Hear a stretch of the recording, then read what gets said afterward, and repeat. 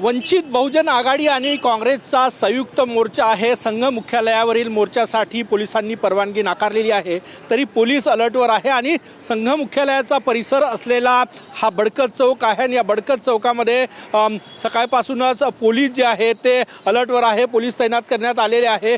त्यासोबतच बडकत चौकाकडे जाणाऱ्या ज्या छोट्या गल्ल्या आहेत त्यातही बॅरिकेटिंग आहे। ACP मोरे मॅडम माझ्यासोबत आहे। मॅडम, कशी सुरक्षा आहे? जो बहुजन वंचित आघाडीचा मोर्चा या ठिकाणी येण्याचं त्यांनी जे सांगितलेलं आहे RSSला घेराव घालण्यासंदर्भात, तर त्या अनुषंगाने आम्ही पूर्ण बंदोबस्ताची तयारी केलेली आहे। पोलीस निरीक्षकपासून पोलीस अंमलदारपर्यंत आम्ही बंदोबस्त लावलेला आहे। जे महत्त्वाचे चौक आहेत त्या ठिकाणी आम्ही बॅरिकेटिंग टाकलेलं आहे। तसंच RCP आहे आणि काही SRPF सेक्शन आहे आणि जो आपला नेहमीचा लोकल बंदोबस्त असतो तो लोकल बंदोबस्त आम्ही डिप्लॉय केलेला आहे। त्यांनी परवानगी नाकारलेली आहे, तरी पण त्यांनी इथे येण्याचा निर्धार केला। अगदी बरोबर आहे। आम्ही सुरक्षेच्या दृष्टिकोनातून हा बंदोबस्त लावण्यात आलेला आहे। त्यांना परवानगी नाकारलेली आहे। जर त्यांनी मोर्चा काढलाच तर त्या अनुषंगाने या ठिकाणी RSS कार्यालयावर काही कोणताही अनुचित प्रकार कोणताही घडू नये आणि कायदा आणि सुव्यवस्था बिघडू नये याकरता हा बंदोबस्त लावण्यात आलेला आहे। कायदा आणि सुव्यवस्था बिघडू नये यासाठी हा बंदोबस्त लावण्यात आल्याचं ACP अनिता मोरे मॅडम यांनी सांगितलेलं आहे। आपण हे दृश्य या ठिकाणी बघू शकतो।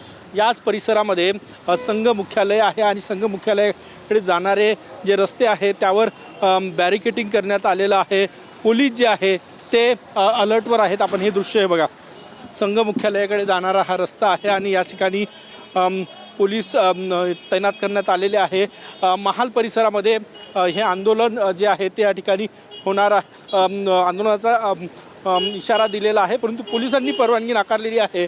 आणि वंचितच्या मोर्चाच्या पार्श्वभूमी बघा, संघ मुख्यालयाकडे जाणार ही गल्ली आणि या परिसरात सुद्धा पोलीस तैनात आहे। या संपूर्ण परिसरात पोलीस तैनात करण्यात आलेले आहे।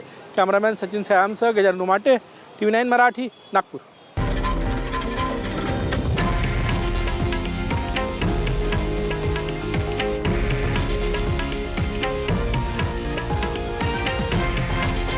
हे आहे देशातील नंबर 1 न्यूज नेटवर्क आणि आपण पाहत आहात TV9 मराठी, एकमेव।